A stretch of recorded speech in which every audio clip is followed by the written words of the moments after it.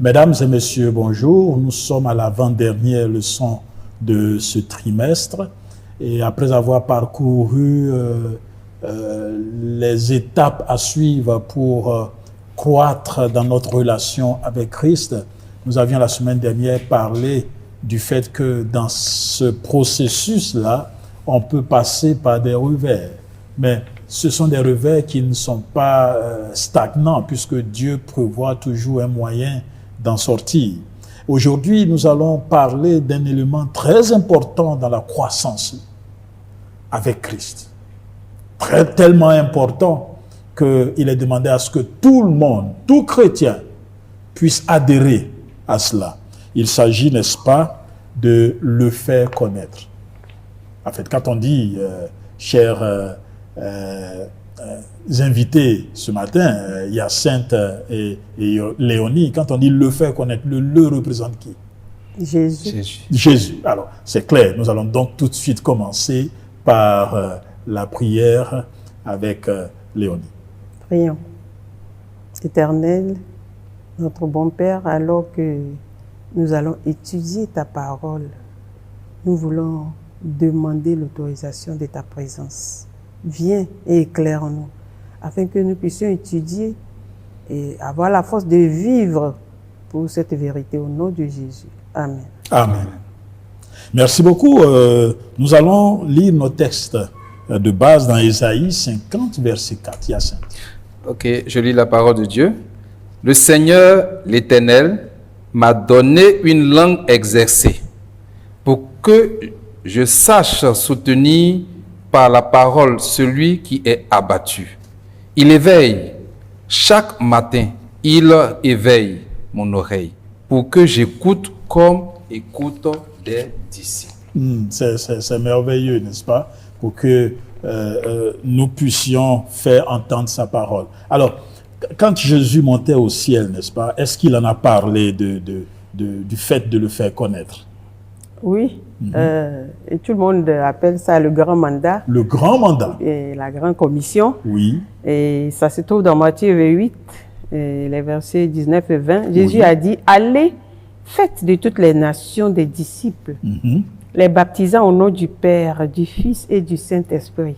Et il ajoute, et enseignez-leur à observer tout ce que je vous ai prescrit. Et voici, je suis avec vous tous les jours jusqu'à la fin du monde. Et ça, c'est ce que Jésus a recommandé en partant. En partant. Et il a recommandé à qui? À ses disciples. À ses disciples. Alors pourquoi il est important que les disciples, n'est-ce pas, puissent entrer dans ce mandat? Ok. Cela est important parce que je ne peux pas dire que je sais un grand Dieu, Jésus-Christ, et puis je n'annonce pas qui il est. Je ne peux pas dire que c'est un homme qui est bon. Quand tu viens en lui, voici ce qui se passe, et puis je n'annonce pas. Non. C'est-à-dire que celui qui est en moi, qui est Jésus-Christ, je dois le faire connaître aux autres. Et la Bible dit quelque part dans Romains 10, 17, la foi vient de ce qu'on entend. Et ce qu'on entend vient de la parole de Dieu. Donc si j'ai entendu, et Matthieu me dit, Matthieu 12, 34, car c'est de l'abondance du cœur que la bouche parle. Intéressant. Donc quand j'ai cette présence en Dieu, que je suis en contact avec lui, c'est la joie pour moi de l'annoncer à ceux qui ne le connaissent pas. Et c'est cela, hein, Léonie? Tout à fait, parce que vous avez mentionné le titre tout à l'heure, le faire connaître. Tout à fait. Et par quel moyen? C'est comme une bonne nouvelle que je partage. Si je connais quelqu'un qui est malade et je connais un bon docteur, la réaction c'est de dire viens voir, ce docteur peut te sauver. Eh bien, par rapport aux gens humains, c'est ce qui se passe. Jésus s'est révélé comme le sauveur de l'humanité. Bon, si Jésus m'a sauvé, je voudrais qu'il sauve les membres de ma famille. Je voudrais qu'il sauve mes frères, mes amis, tous ceux qui sont du moins autour de moi, n'est-ce pas? Comment est-ce qu'il va le faire s'ils ne le connaissent pas? Parce qu'il y a un verset aussi qui le dit. S'ils ne le connaissent pas, comment est-ce qu'ils vont accepter? Il faut qu'on fasse connaître Jésus au monde. D'où cette tâche, le grand mandat. Allez-y, Enseignez-leur. Parce que quand il était venu, il s'est fait entourer d'un groupe seulement. Et tout le monde ne le connaissait pas. C'est ceux qui étaient en son sein qui l'ont connu. Et il leur a donné le mandat. Allez-y, me faire connaître par toute la terre. Parce que je veux sauver tous ceux qui croiront en mon nom. Vous voyez? Et les disciples ont commencé à faire le travail. Jusqu'à aujourd'hui, nous aussi, nous avons été concernés. Le mandat se fait comme ça, se perpétue. Chaque fois que quelqu'un reçoit le mandat, c'est comme la course, comment on appelle ça, au témoin là. Quand tu finis, il faut donner le témoin à quelqu'un aussi. Tout à fait. C'est comme une bonne nouvelle. Oh, si on partage de l'argent quelque part maintenant, en partant, je ne vais pas aller seul. Hein. Je vais prendre toute ma famille. Allons. Parce qu'il y a le bonheur là-bas. C'est ce qui se passe. Nous savons tous que vraiment, si tous ceux qui sont chrétiens ont ce désir de sortir de ce monde qui nous fatigue. Mais ceux qui ne connaissent pas Dieu, ils souffrent en vain, ils n'ont pas de sauveur, ils n'ont pas d'espoir. Comment ils font? Il faut qu'on leur fasse connaître qu'il y a un sauveur. C'est pourquoi Jésus-Christ a dit, faites-leur connaître, allez-y, enseignez-leur. C'est là. Et maintenant, quand on est auprès de Dieu, ce qu'il nous a fait là, on partage avec les autres. Eux aussi, ça suscite en eux le désir de venir. Alors moi aussi, je vais connaître comme chose à appeler Nathanaël. Viens voir. Viens voir, j'ai trouvé le sauveur. C'est comme ça que nous avons eu le devoir, d'appeler à la vie. Parce que c'est la vie. D'appeler à la vie ceux qui ne connaissent pas Jésus. Exactement. Est-ce qu'il n'y a pas une tendance aujourd'hui, peut-être depuis cette époque, cette tendance à être avec Christ, mais juste avoir la joie d'être avec Christ, mais ne pas en parler aux autres? Oh oui, ça existe aujourd'hui. C'est ce qui fait que l'évangile est retardé. C'est-à-dire que la prédication de l'évangile est retardée. C'est ça. Parce qu'on a honte. On ne veut pas... on a honte même de citer Jésus-Christ. On veut soit garder Jésus pour moi. Il a dit à ses disciples, vous avez goûté, vous avez vu qui je suis. Allez aussi prêcher cela aux autres. Mais quand on finit, on a fini et puis on s'assoit. Et puis on ne dit rien. C'est pour ça il dit que c'est de l'abondance du cœur que la bouche parle. Comment tu as goûté Jésus? C'est comment? Tu sais que Jésus sauve, Jésus guérit. Alors va prêcher cela aux gens. Tu sais qu'il dit que c'est le seul chemin pour atteindre le ciel, qui est Jésus-Christ. Alors je dois aller prêcher cela aux autres. Mais beaucoup sont ceux qui s'asseyent et qui ne vont pas le faire. Qui ne vont pas le faire, malheureusement. Heureusement que tu fais partie de ceux-là qui sortent, parce que je te connais bien, hein? Ouais. Tu aimes bien le faire, oui. Oui, je veux dire que ce problème-là, on doit un peu l'analyser. Oui, allez-y. Qu'est-ce qui fait? Contrairement aux disciples, ils ne pouvaient pas rester... Vous vous souvenez, au début des Actes des Apôtres, on les avait frappés. Tout à fait. Et interdits de parler. Et qu'est-ce qu'ils ont dit? Nous ne pouvons pas rester et puis ne pas parler de ce que nous avons vu. Mais pourquoi aujourd'hui, là, on n'arrive pas à parler? Souvent même, on n'est pas menacé, hein? Oui, on n'est même pas sous menace, mais on n'arrive pas à parler. Vous voyez, le problème est simple. Les disciples, quand ils sont approchés de Jésus, ils ont reçu cette vie de Jésus. Ils ont été remplis de Jésus. Quand Jésus partait, il leur donnait la puissance et la force. Et cette puissance ne reste pas tranquille. La force de Dieu ne reste pas tranquille. Ça travaille, ça sauve toujours. Si quelqu'un reste tranquille, il n'a qu'à se demander qu'est-ce qui se passe avec moi. C'est ça. Ma vie, qu'est-ce que ça reflète? Parce que souvent, nous-mêmes, nous sommes la barrière. Au début de la leçon, vous avez vu les exemples qu'on a donnés. Le pasteur qui se pressait pour aller à l'église et un coup, dans la circulation, sous l'émotion, il insulte quelqu'un. Voilà. Et il retrouve la personne devant lui à l'église. Comment est-ce que tu peux prêcher Jésus à quelqu'un que tu viens d'insulter? C'est nous-mêmes, notre comportement, qui constitue le premier message. Voilà. Et c'est ça qui empêche les gens. Nous-mêmes, quand tu as fini de faire palabre au quartier, là, tu vas prêcher à qui? Voilà. Ça, c'est une grande question. Tu ne peux pas. Si les gens voient ta vie, la nuit, c'est toi qui sont en mini-jupe là, tu vas prêcher à qui? Que tu es chrétienne. Mais le comportement parle mieux que ce qu'on dit. Hein. Oui. Notre comportement doit s'aligner sur ce que nous prêchons. Et là, des fois, on n'a pas besoin de monter sur la chair et les gens nous suivent. Ils viennent nous demander, mais tu vois, c'est quel... J'ai un exemple Oui, que j'ai lu une fois. Allez-y rapidement. Il y a une famille dans un quartier, chaque samedi, ils s'en vont. Mais en partant, qu'est-ce qu'ils font? Bonjour, ils saluent tout le monde sur l'allée. Et ça a suscité la curiosité d'un monsieur. Et je lui dis, ah mais vous allez où comme ça? Vous savez, il y a les gens qui demandent. Chaque jour, vous êtes parti, vous allez où? Il dit, on va à l'église. Il dit, je vais partir voir votre église là. C'est comme ça qu'il est devenu chrétien. Wow. Le bonjour, souvent on n'arrive pas même à nous saluer. On ne salue pas les gens au quartier. On se dépasse. Entre frères, on se dépasse. Encore moins ceux qu'on ne connaît pas. Donc, il y a des choses qui font que l'évangile n'arrive pas à progresser. Ce n'était pas, au temps des apôtres, ce n'était plus la question. Eux, ils ont reçu la puissance, ils ont prêché. Mais aujourd'hui, nous-mêmes, il y a beaucoup de choses qui sont des barrières, qui font que ça ne va pas. Donc, ça ne marche pas. Oui, Yassine. Ok, j'aimerais ajouter quelque chose pour dire que il y a des personnes qui veulent annoncer l'évangile, mais qui ne savent pas comment faire. Et je raconte cette histoire parce que la Bible nous dit que, Acte 1:8, mais vous recevrez une puissance, le Saint-Esprit survenant sur vous, et vous serez mes témoins à Jérusalem. Les disciples, ils ont commencé à annoncer l'évangile avec assurance lorsqu'ils ont reçu la puissance. Le Saint-Esprit. Alors que j'étais à une fête annuelle de 3 mois qu'on fait d'habitude, le pasteur qui était là a dit, bon, tous ceux qui savent qu'ils n'ont pas reçu encore, parce que si tu as reçu, tu ne fermes pas ta bouche. Tu ne peux pas fermer ta bouche. Alors je suis parti me mettre en genoux aussi. Et je sais ce que je cherchais. Et le pasteur a prié. Et d'autres ont dit, mais donc toi, depuis que tu es dans l'église, tu n'as pas reçu le Saint-Esprit. Hein? Tu n'as pas reçu le Saint-Esprit. En réalité, ceux qui disaient ça, c'est des personnes qui sont en activité. Ils évangélisent tout le temps. Mais à partir de là, j'ai commencé à annoncer l'évangile. J'ai commencé à prêcher. Donc, celui qui voit, qui sent que tu ne peux pas le faire de toi-même. Tu ne peux pas dire à quelqu'un bonjour comme cela.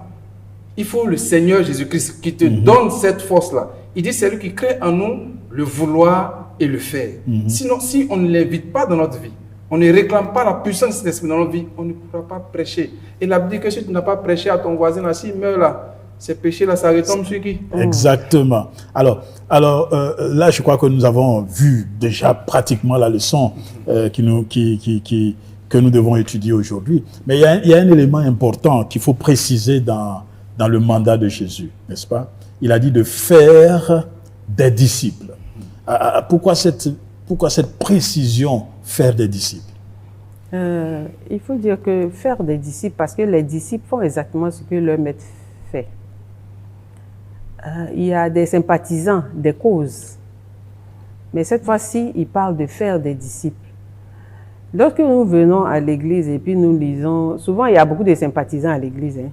Il n'y a pas de disciples à l'église. Parce que le disciple fait exactement ce que le maître fait.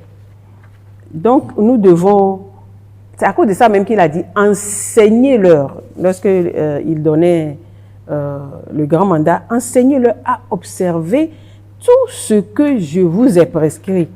Et il leur donne l'assurance, je suis avec vous tous les jours jusqu'à la fin du monde. Si nous venons, moi je ramène toujours la question à nous-mêmes, si nous venons à l'église et nous n'arrivons pas à faire ce que on nous recommande de faire, comme Ouattara l'a dit, demandons la force à Dieu.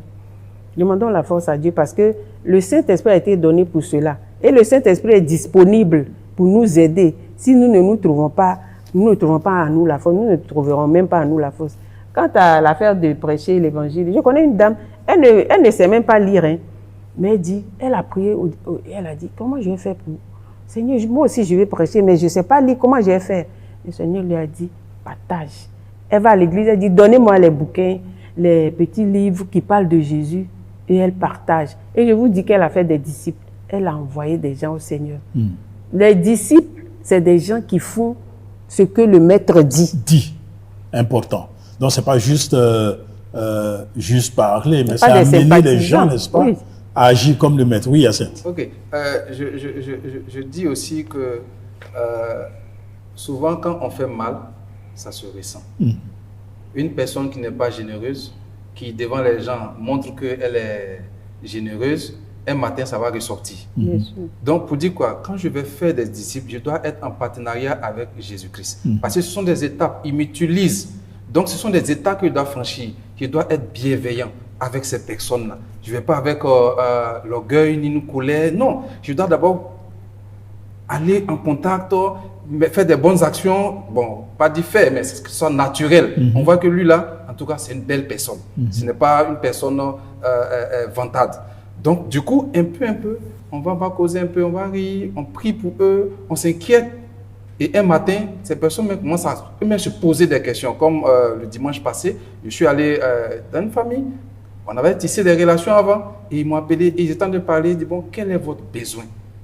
Et ils demandaient au Seigneur, ils ont commencé à se poser, mais Seigneur, comment je vais m'arranger pour introduire une étude biblique? Et le monsieur, automatiquement, a posé une question qu'il vivait dans son église. Et je lui ai dit, est-ce que tu es prêt à étudier la Bible? Mais ce n'est pas venu. Je suis allé dans sa maison un coup et puis il dit, veux-tu étudier la Bible? Non, c'est quelque chose qui a été entretenu. On dit faire des disciples. Donc, pour dire quoi? Quand je dis faire, c'est un travail. Dans ce cas-là, je dois demander à celui-là qui me demande de faire là, comment faire? Parce qu'il dit, je serai avec vous tous les jours jusqu'à la fin du monde. Donc, on doit être en partenariat avec lui. Là, si il connaît notre caractère, notre comportement, il peut couvrir cela. Qu'est-ce qui peut être la source de motivation, n'est-ce pas, pour témoigner, pour faire des disciples? C'est comme Jésus, c'est la compassion des âmes. Ouais. C'est l'amour des âmes.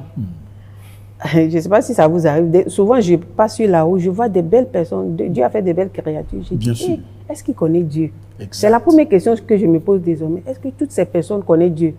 Et je prie, Seigneur, pardon, aide-les. Trouve un moyen pour que toutes ces personnes entrent en contact avec toi. C'est la compassion que Jésus avait.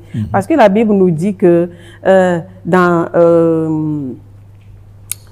Marc 9, verset 36, que Jésus était ému de compassion quand il voyait la foule. La foule qui était comme un troupeau sans berger. Et lui, c'est comme un parent qui voit son enfant seul, sans protection. Non, ça, quelque chose te touche dans le cœur. Donc, Jésus nous voyait comme ça, sans direction, exposé à tout danger. C'est comme ça qu'il a étendu son amour vers nous. Et vous savez, quand on vient à Jésus, Dieu fait quelque chose de mystérieux. Il sème cet amour-là dans notre cœur. Depuis que tu n'as pas eu cet amour-là, tu peux pas avoir de la préoccupation pour le salut de quelqu'un. On doit prier pour ça aussi. Avoir l'amour des âmes. Et Dieu met en nous cette compassion. C'est ça qui fait que nous avons l'amour du travail. C'est ça qui fait qu'on peut avoir la motivation pour aller parler à quelqu'un. Que viens voir ce que tu as fait. Oui. Pasteur, pour ajouter, je comprends l'apôtre Paul qui dit vaut mieux rester seul. Oh, bon, si tu ne peux pas, il faut te marier. Parce que quand tu vas, tu veux déverser tout ce que tu sais de Dieu dans l'esprit de ces personnes-là. Donc, tu ne vois même pas le temps passer. C'est même chose que celles qui ont le don de l'intercession. Quand elle commence à intercéder, elle peut penser pendant toute la nuit en train d'intercéder pour les gens. Parce qu'elle veut que le Seigneur intervienne spécialement dans la vie de chaque personne. Alors, pour dire que quand tu as cet amour-là, quand Dieu l'a mis, tu ne peux pas te taire. C'est ça. Tu ne peux vraiment pas te taire. C'est ça. C'est merveilleux. Maintenant, autre chose, n'est-ce pas? On a dit qu'il ne peut pas te taire, tu peux parler. Mais quelque part, quand on parlait, il y a aussi une autre manière de prêcher, n'est-ce pas? On n'a pas forcément besoin de parler, mais il y a autre chose. Qu'est-ce qui est la véritable prédication des chrétiens? C'est l'exemple. L'exemple. La vie personnelle. La vie personnelle. C'est un témoignage. C'est un témoignage. En quoi est-ce que c'est un témoignage? En quoi? Paul a dit, vous êtes des lettres que le monde est en train de lire. Oui. Je l'ai mentionné tantôt. On ne peut pas prêcher. Dieu dit de ne pas voler. Toi-même, tu voles. Ou bien Dieu dit de ne... Et puis au quartier, c'est toi qui frappes les gens. Oui. C'est en contradiction avec ce que nous disons. Si notre vie rentre en contradiction avec ce que nous prêchons, ça ne convainc personne. Et même, ils nous jugent tout le temps. Tu n'as pas dit que tu es chrétien. Peut-être il y a des gens qui viennent te provoquer pour voir ce que tu as fait. Et puis quand tu réagis, tu n'as pas dit que tu es chrétien. Voilà ce qui se passe. Mais quand ils voient que ta vie convainc, eux-mêmes, ils te défendent, même quand les gens veulent mal parler de toi. Donc, première des choses, c'est notre vie. C'est notre vie qui convainc les gens. C'est notre vie qui attire les gens. Pas forcément, ils sont là et puis ils nous voient. Oh non, cette femme-là, c'est une femme pieuse. C'est ça qui est le premier message que nous envoyons dans la famille, au travail. Des fois, il y a des milieux, tu ne peux pas parler, hein. Tu ne peux pas prêcher. Mais qu'est-ce qui te permet d'envoyer quand même ce message-là? Ton comportement. Ton comportement. Au travail, des fois, il y a des milieux, tu ne peux pas. Tu n'as pas le temps. Ce n'est pas interdit. Ce n'est pas permis, pardon, de parler de Dieu dans certains bureaux. Mais tu peux être différent pour susciter l'intérêt des gens. Les gens, quand ils voient, ils viennent demander. Mais comment tu fais? Il y a un jour, un de mes anciens camarades de lycée, il m'a appelé carrément. Il dit, mais comment tu fais? J'ai dit, comment j'ai fait quoi? Il dit, chaque fois je lis ce que tu mets sur tes profils là. Comment vous faites pour être comme ça, tranquille, paisible, serein, dans ce monde qui nous fatigue là? Donc j'ai dit, mais tu n'as pas vu ce que je poste? C'est sur ça que je compte. C'est sur Dieu que je compte. Donc chaque fois je vois, il vient lire. Chaque jour, il ne manque pas. Tu vois ça? C'est super, hein? Oui, ça c'est vraiment super. Parce que le plus souvent, apprenons à ne pas mentir. Il dit, c'est lui qui nous a fait et nous lui appartenons. Il nous connaît. Si j'ai des faiblesses, présentons ces faiblesses au Seigneur. Et au fur et à mesure, il va les corriger. Parce que devant, ça va nous rattraper. Il y a des évangélisations où, comme vous l'avez dit, on ne parle pas. Ton enfant que tu as envoyé à l'église et un matin, il décide de faire ce qu'il veut. Ce n'est pas par la force que ce dernier va revenir. La manière de le prendre, l'amour que tu vas exercer auprès de lui, c'est ce qui va l'attirer demain. Et Jésus dit que de ne même pas s'inquiéter. Une fois que tu commences à faire cela, ton fils ne va pas s'éloigner, mais ta fille ne va pas s'éloigner. Et il y a beaucoup de mamans, de pères qui souffrent dans cette affaire-là, parce qu'ils ne savent pas comment on fait. Et ils sont devenus la risée. Mais Jésus donne cette haute attitude-là, de vivre Jésus. Et quand je vis Jésus, l'enfant va revenir un jour au Seigneur. Oui, et donc c'est la pratique religieuse. Hein. Et cette pratique religieuse consiste, n'est-ce pas, au véritable comportement et même à l'exemple d'être en relation personnelle avec Dieu. Hein. Tout à fait. Ouais. Que les gens voient cela. Oui, ils ont raconté l'histoire d'un jeune homme qui était, comme l'a mentionné Ouattara, il était venu révolté, il ne voulait plus aller à l'église. Il va, il vient, il a commencé à faire les rastas, tout ça là. Un jour, il est sorti et puis il est revenu tard. Et puis il voit son père agenouillé au salon, en train de prier, de pleurer, en mentionnant son nom. C'est fini. Ça fait le travail. Ça fait le travail. Wow. Donc c'est ça. Mais s'il ne voit pas l'exemple avec toi, s'il ne voit pas cet amour, Dieu se sert en fait de cet amour. C'est une force spirituelle pour ramener ceux qui sont perdus. Waouh, c'est merveilleux, n'est-ce pas? Et donc l'importance du témoignage. Dans la vie chrétienne, il est important de témoigner. Oui. Pasteur, même si la personne m'a fait du mal, ça ne veut pas dire que je ne dois pas prier pour lui. Parce que le Seigneur dit de prier pour nos ennemis. C'est-à-dire de faire du bien pour nos ennemis. Comme ce monsieur qui avait été renvoyé, jalousé parce que c'est un chrétien. Et il a été renvoyé par le directeur. Et le soir, le directeur passait. L'histoire dit qu'il voulait aller récupérer. On a la clé du véhicule. Et il arrive là, ils sont en famille, en train de prier. Et son nom sort. Béni le patron. Mais quand il a tapé la porte, qu'elle est entrée, franchement, ce qu'il venait faire, non seulement a changé, et il a promu ce dernier-là. Wow. Parce que quelqu'un qui prie pour moi, je lui fais du mal. Et alors que j'étais en train de faire quelque chose, d'accomplir un acte particulier. Alors, donc, et dans cet acte on termine avec ça dans une minute, dans ce témoignage, il faut raconter son expérience personnelle. Donc, ça veut dire que quelque part, il faut avoir vécu des expériences personnelles. Tout à fait. Voilà. Tout à fait. On ne peut pas se référer toujours à quelque part là-bas. Non. Ça veut dire que toi-même, c'est comme on dit, il faut être rempli. Oui. Si tu n'es pas rempli, tu ne peux pas donner. C'est ça. Il faut, quand tu n'as pas d'expérience, tu ne peux rien dire. J'ai toujours dit qu'on ne peut pas parler de la foi c'est difficile au prédicateur qui n'a pas expérimenté la foi de parler de la foi. Tout à fait. Ça devient des mots creux.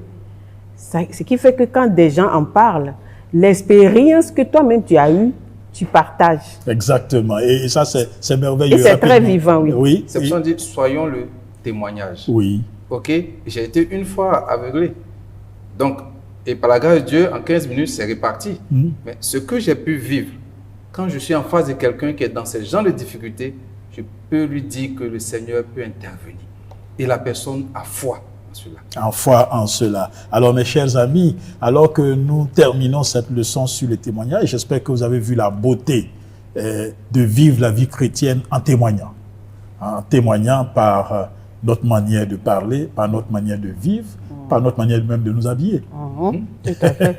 par les nous expériences mangeons, personnelles, rapidement, oui. Je ne coupe pas. Oui. Sur ce plateau-là, lorsqu'on a posté des vidéos sur Internet, il y a une personne qui a apprécié une dame qui était sur le plateau, qui Oui. était bien habillée. Elle dit, désormais, je vais m'habiller comme cette personne. Waouh, d'ailleurs, c'est pourquoi nous le faisons, hein, parce que nous croyons que même ce que nous faisons, c'est aussi témoigner, n'est-ce pas? Parce que le témoignage est parfait. Alors, chers amis, Dieu veut aussi t'utiliser pour témoigner.